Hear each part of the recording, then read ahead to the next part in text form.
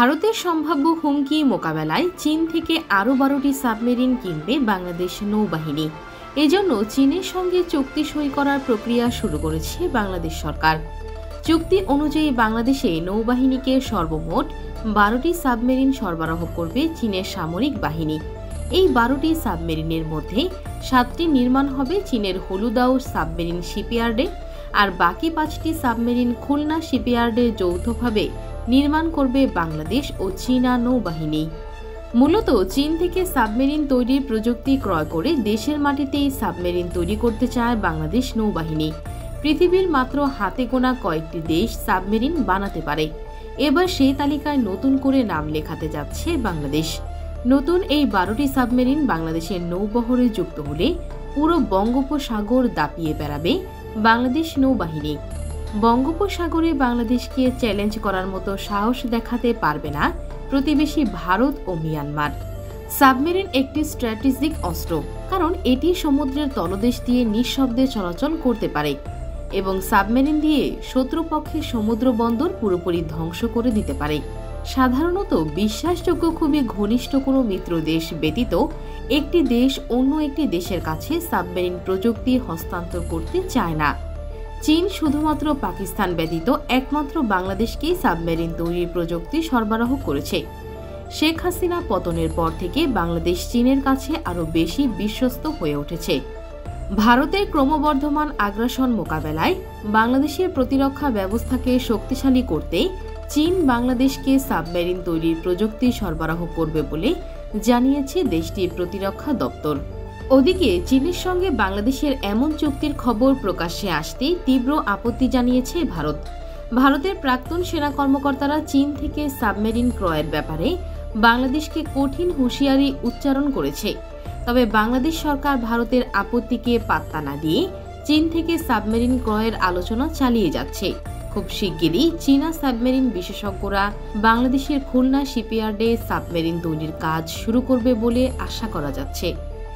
এর আগে চীন থেকে প্রযুক্তি ক্রয় করে দেশের মাটিতে টাইপ 056 যুদ্ধ জাহাজ নির্মাণ করেছিল বাংলাদেশ নৌবাহিনী। এরই ধারাবাহিকতায় এবার দেশের মাটিতেই সাবমেরিন তৈরির কাজ শুরু করবে বাংলাদেশ নৌবাহিনী। বাংলাদেশ নৌবাহিনী দেশের সাবমেরিন নির্মাণের স্বপ্ন প্রায় 1 দশকেরও বেশি পুরনো। এজন্য বাংলাদেশ নৌবাহিনী 2017 সালে চীন হতে ক্রয় করা 2টি পুরাতন মিং ক্লাস সাবমেরিন ক্রয় করে।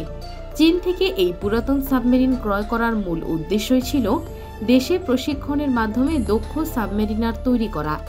গত 8 বছরে বাংলাদেশ নৌবাহিনীতে অসংখ্য সাবমেরিনার তৈরি হয়েছে, যার ফলে বাংলাদেশ নৌবাহিনীর বহরে নতুন সাবমেরিন যুক্ত হলেও সেটি অপারেট করার মতো যথেষ্ট সাবমেরিনার বাংলাদেশের হাতে রয়েছে। আর যেহেতু বাংলাদেশ চীনা প্রযুক্তিতে সাবমেরিন নির্মাণ করবে, তাই আলাদা করে আর নতুন প্রশিক্ষণের প্রয়োজন পড়বে না। বাংলাদেশের তৈরি নতুন এই সাবমেরিনগুলোর ক্ষমতাও ব্যাপক ধ্বংসাত্মক। চীনা প্রযুক্তিতে তৈরি বাংলাদেশের এই সাবমেরিনগুলো সমুদ্রের 10,000 ফুট গভীর দিয়ে নিঃশব্দে চলাচল করতে পারবে।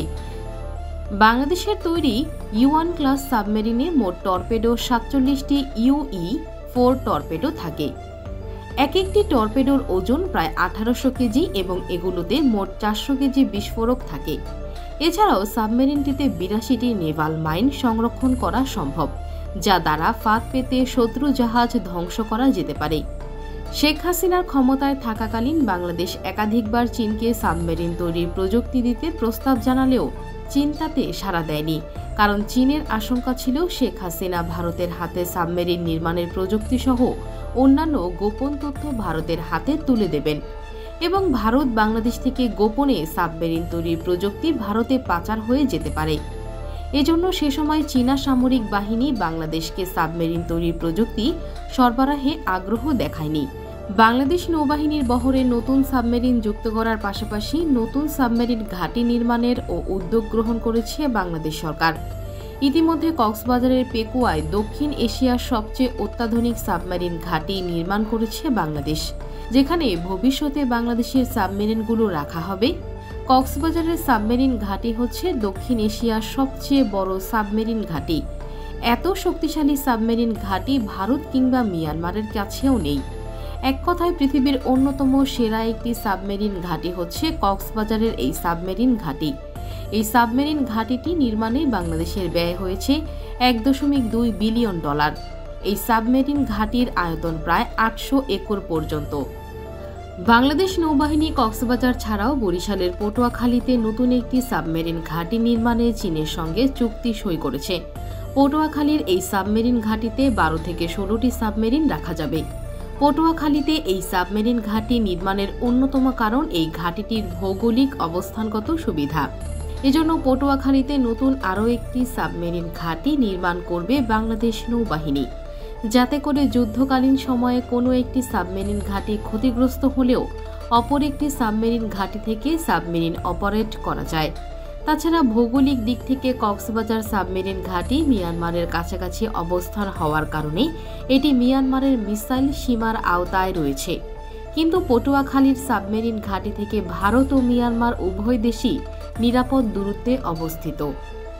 পটুয়াখালী সাবমেরিন ঘাঁটির ভৌগোলিক অবস্থানগত সুবিধার কারণে বাংলাদেশ নৌবাহিনী একই সঙ্গে ভারত ও মিয়ানমারকে মোকাবেলা করতে পারবে, কারণ এই সাবমেরিন ঘাঁটি থেকে সরাসরি ভারত মহাসাগরীয় অঞ্চলে পৌঁছানো সম্ভব। সেক্ষেত্রে বাংলাদেশকে ভারতের নেভাল ব্লক দেওয়া এক প্রকার দুঃস্বপ্নের মতো। বাংলাদেশের সাথে ভারতের কোনো যুদ্ধ হলে ভারত প্রথমেই তাদের নৌবাহিনী দিয়ে বাংলাদেশের সমুদ্র সীমা বন্ধ করে দিতে চাইবে, যাতে করে বিদেশ থেকে কোনো পণ্য আমদানি রপ্তানি না করতে পারে। বাংলাদেশ নৌবাহিনীর বহরে যদি চীনের U1 ক্লাসের 12টি সাবমেরিন যুক্ত হয়, তবে বঙ্গোপসাগরে ভারতের একক দাদাগিরি বন্ধ হবে। বাংলাদেশ নৌবাহিনীতে চীনের উচ্চ ক্ষমতা সম্পন্ন U1 ক্লাস সাবমেরিনগুলো যুক্ত হলে শুধুমাত্র বঙ্গোপসাগরেই নয়, বরং ভারত মহাসাগরে আধিপত্য বিস্তার করবে বাংলাদেশ নৌবাহিনী। সাবমেরিন একটি গেম চেঞ্জার অস্ত্র। যে দেশের সাবমেরিনের সংখ্যা যত বেশি, যুদ্ধক্ষেত্রে সেই দেশ তত বেশি শক্তিশালী। বাংলাদেশ যদি একটি শক্তিশালী সাবমেরিনের বহর গঠন করতে পারে, সেটি হবে ভারতের মাথা ব্যথার অন্যতম কারণ। চীনের সঙ্গে ভারতের সমুদ্র সীমা না থাকার কারণে চীন বাংলাদেশের মাধ্যমে ভারতকে চাপে রাখতে চায়। বাংলাদেশ সামরিকভাবে শক্তিশালী হলে সেটি পরোক্ষভাবে চীনকে লাভবান করবে, যে কারণে সাবমেরিনের মতো অতি সংবেদনশীল অস্ত্রের প্রযুক্তি বাংলাদেশকে সরবরাহ করেছে চীন। বাংলাদেশের বহরে চীনের 12টি সাবমেরিন যুক্ত হয়ে গেলে বঙ্গোপসাগরে ভারত বাংলাদেশকে সমীহ করে চলবে। তো বন্ধুরা, আপনার কি মনে হয়, ভারতের আপত্তিকে উপেক্ষা করে চীনের সঙ্গে বাংলাদেশের সামরিক সহযোগিতা বৃদ্ধি করা উচিত? আপনার মূল্যবান মতামত জানান আমাদের কমেন্ট বক্সে। দেখা হবে পরবর্তী কোনো ভিডিওতে। সে পর্যন্ত ভালো থাকুন, সুস্থ থাকুন। আল্লাহ হাফেজ।